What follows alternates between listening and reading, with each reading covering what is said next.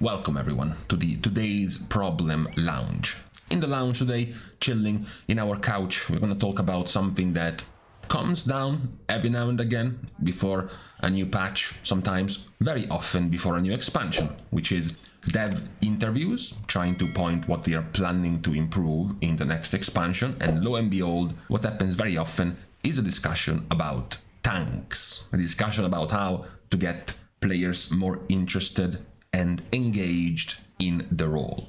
Now, while this might not play too big of a role when it comes to raiding, since there is only usually 2 spots out of 20 players, and the role itself is much more simple than the role in Mythic Plus, so it's even easier for a DPS player, for example, to play tank, this gets significantly more important and harder when it comes to Mythic Plus. Mythic Plus is 1 tank for 5 players, so you're already twice more popular than your tank role in the raid, and also you have way more things to do in Mythic Plus with tanking compared to the raid. So as Blizzard is once again before a new expansion trying to find ways to get players interested in the role, we are asking ourselves the same question. Number one, what are the problems right now that make not many players be into tanks? And number two, what would be the good fixes and solutions to get players to play tanks more? Now, for clarity, when we talk about players,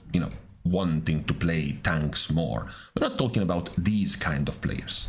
These are the mega casuals that wouldn't really have gotten into the competitive content regardless. We are talking about, for example, players who are already doing Mythic Plus, are already part of the content, they are doing plus 10s, 11s or 12s, maybe they stop there, or maybe they keep going higher, but they would rather play healer or DPS than playing tank. Those are the players being addressed with these issues of trying to get more of them to actually play tank other than healer is fine because healer is also in demand, but more importantly, rather than playing DPS. So the problems that are often identified when it comes to playing tanks. Number one, of course, something that gets pointed out often is the responsibility. It's often pointed out how a healer or a DPS can simply join the key and press W. Follow the tank, right? You don't have to do anything, just follow what the tank is doing. So already from the get-go, the moment you enter a key as a tank, you are the one expected to have the responsibility of, leading the group. This, of course, then leads to the other point for tanks, which is the knowledge demands. Most of the knowledge which gets pointed out is the routing. One of the points you hear very often about players is the burden of the routing of the key being on the tank. Once again, the healer and the DPS are not too expected to know where they are supposed to go, to know what they are supposed to pull. Is the tank's job, since they are the ones who have to aggro the mobs first, they are the ones who have to know where to go.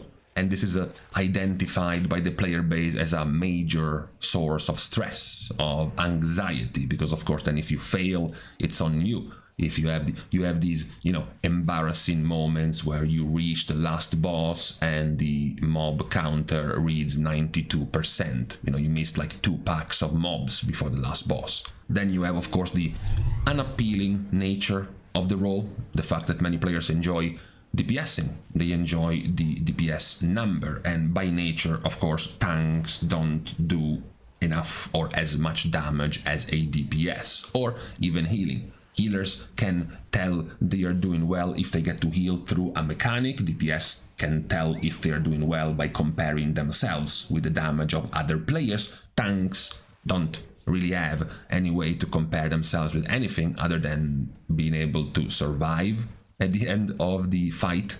And the next best thing they can look at is the DPS. And the last one which is very relevant now because of the various announcements of Blizzard introducing add-ons in the game as part of the default UI, like the damage meter, the new nameplates, the cooldown manager, all being introduced over time, is the lack of in-game tools, the lack of a help in terms of UI elements for a tank when entering a Mythic Plus key. We are still in the archaic time where there isn't really anything helping a tank. When you enter a key, the default UI simply shows you the percentage of mobs required to clear, and that's it. You don't really have any help in terms of tanking to manage this better.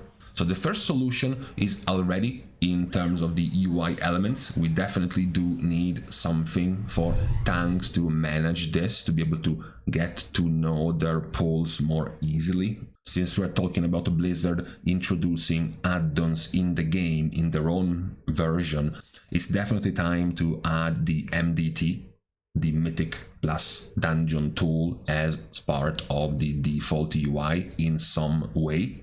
There should definitely be a way for tanks to load in this add-on their desired route, and then when they load it in and enter the key, all of the packs they have selected in the route would be highlighted.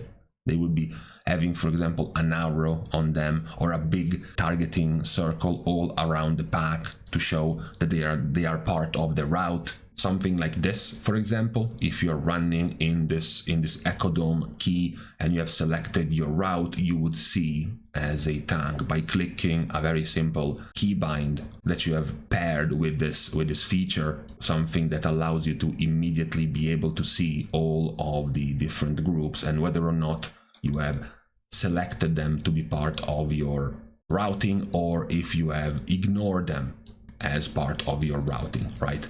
Already being able to do this as a tank, to go in and out of this mode as you are moving through the dungeon, immediately being able to tell at first glance what you're supposed to pull should be very, very helpful. Even better if this feature will be available, of course, to all of the party, so they can all enable this every once in a while and all are able to see what they are about to pull, for example.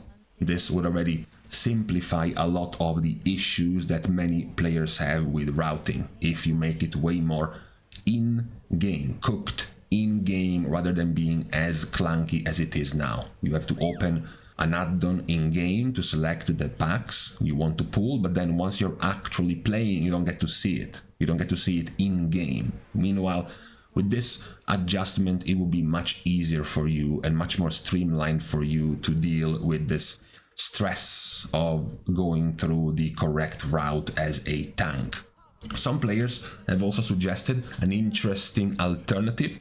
Routing only exists because we have more mobs than what we have to kill.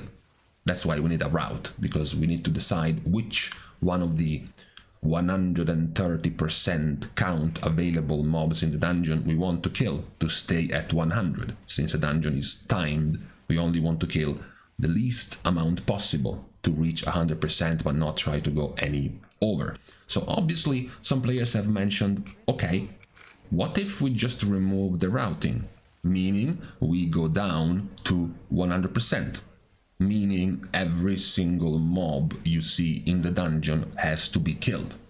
So no worry about routing, no worry about skips, invisibility skips, gateway skips, or even shadow meld skips. You just have to pull everything you see. At that point, the only responsibility of the tank will not be knowing which one to pull and which one not to, etc., etc. It will only be in which order, like how many at a time, but not if you want to pull them or not. You will pull all of them because everything that will be in the dungeon will have to be killed. Obviously, from Blizzard's perspective, this solution would feel kind of ugly because the dungeons are designed and scaled in size to have those amount of mobs. So obviously, if you took a dungeon designed that way and then you cut 40% of the mobs from that dungeon out, the dungeon would feel, more empty. It would feel kind of deserted, right?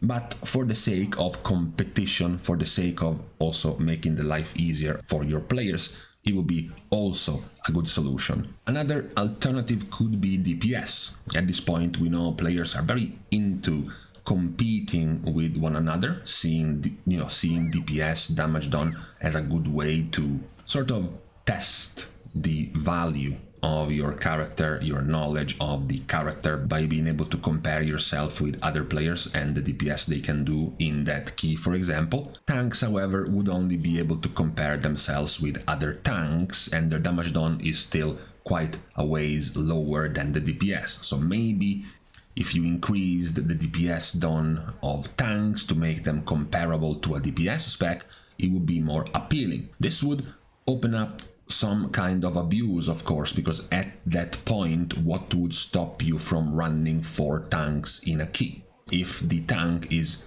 infinitely more survivable than a DPS and now is doing the same damage as a DPS, then what would be the drawback of playing multiple tanks? The solution of this would be to very simply increase the DPS in AoE, so not in single target, right, in order to make the DPS still invaluable for timing, bosses, right, single target damage. But in AoE, you could allow a significant increase in DPS for tanks to make them more engaging for players in playing the role.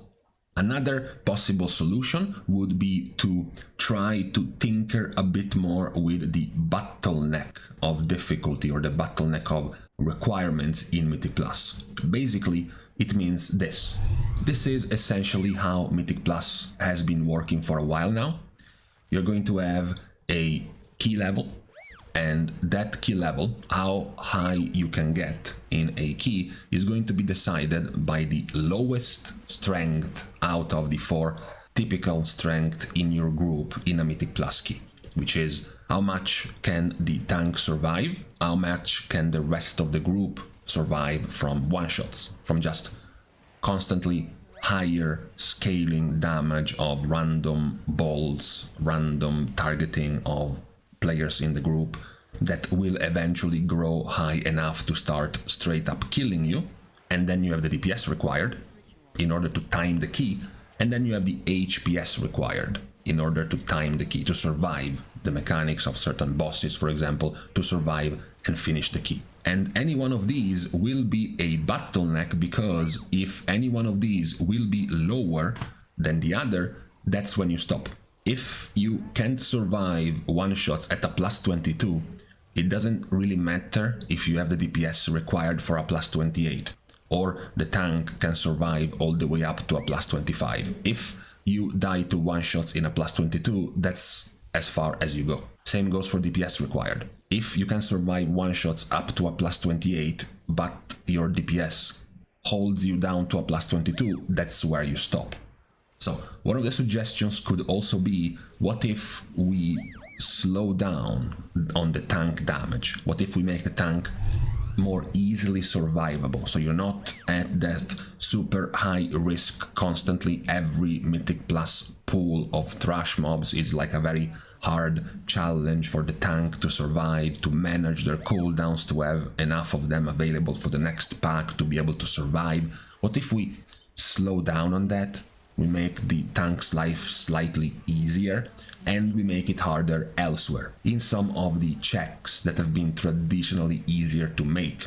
Nowadays, the easier check that has been easier to make has been the DPS.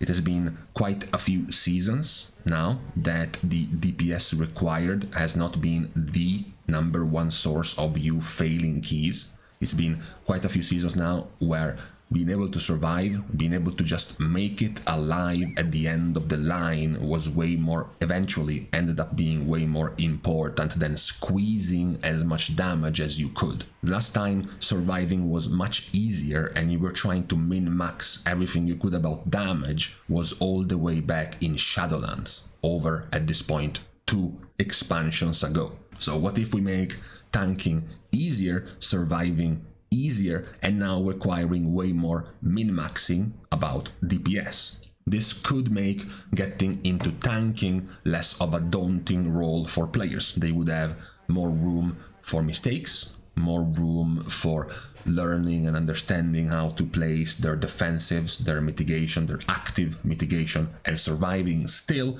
because the role is less, demanding in that part, and then they can start working towards min-maxing their damage, which is now more important. As a result, you can also, allow for some more tank skill expression, since at the moment the tank DPS is a very clear afterthought. These are our two meta tanks of the season, Prot Warrior and Prot Paladin. You see, Prot Paladin is pretty much only using 3 buttons consistently to do damage: Shield of the Righteous, Judgment, and Blessed Hammer. These are basically the only 3 buttons you spam regularly, pretty much as soon as they come off cooldown or as soon as you have the Holy Power for it. It's extremely simple, there is no complexity. This is Prot Warrior.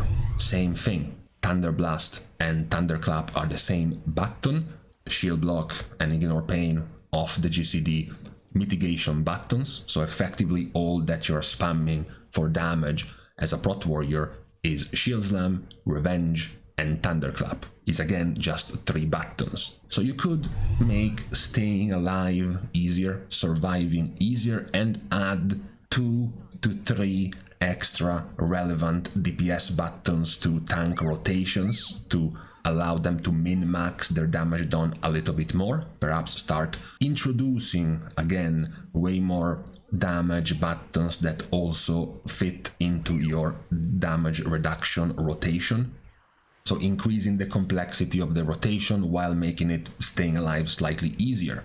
You would think that all of these put together would definitely make sort of getting into tanking definitely a more appealing role. If you load into a key and you have a very nice and tidy UI from Blizzard, allowing you to easily color the different thrash mobs you have selected in your route, so you know way more easily which ones you're gonna pull, which ones you're not gonna pull. You don't need a second monitor, a phone, or anything to try to memorize the route. Now it's already in game. It's just a keybind you can turn on and off to see what to pull.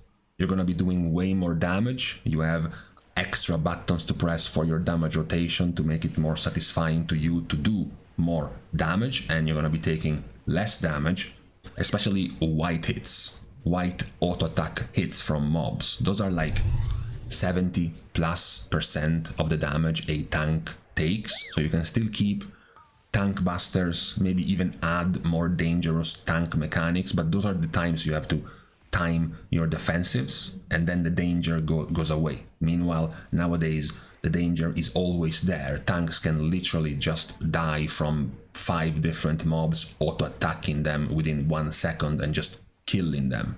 That is not very engaging from a tank's perspective. So you just lower down a lot the damage taken from uninteresting and unenthusiastic white auto attack hits. You make it more responsive by making the tank busters and the dangerous attacks the ones you have to pay attention out for.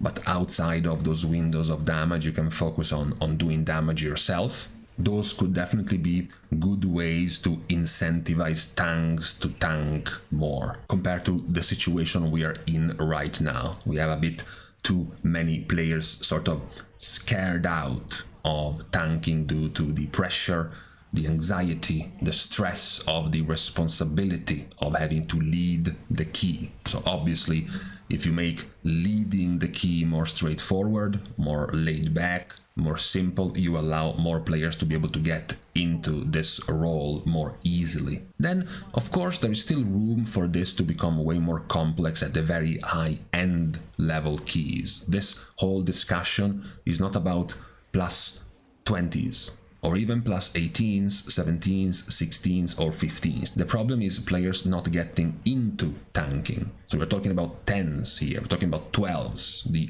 earlier level of keys that sort of decide if a player wants to stick with tanking or if they just chicken out completely after testing it or trying it out. That's where the issue arises, not later on in your progression in Mythic Plus. That's where the problem lies for tanking, in the earlier level of keys. So the earlier issues like routing are way more important. Obviously, a tank who is currently doing 18s has absolutely no issue by that point knowing his route. it's no longer a problem. It does become a problem though if it becomes a big barrier of entry for all of the tanks or the possible tanks earlier on. So that's what you want to go and fix to get more players into tanking. Same goes with the incentives with tanking. If currently tanking does not have enough incentives, then you have to try to find more. And currently one of the more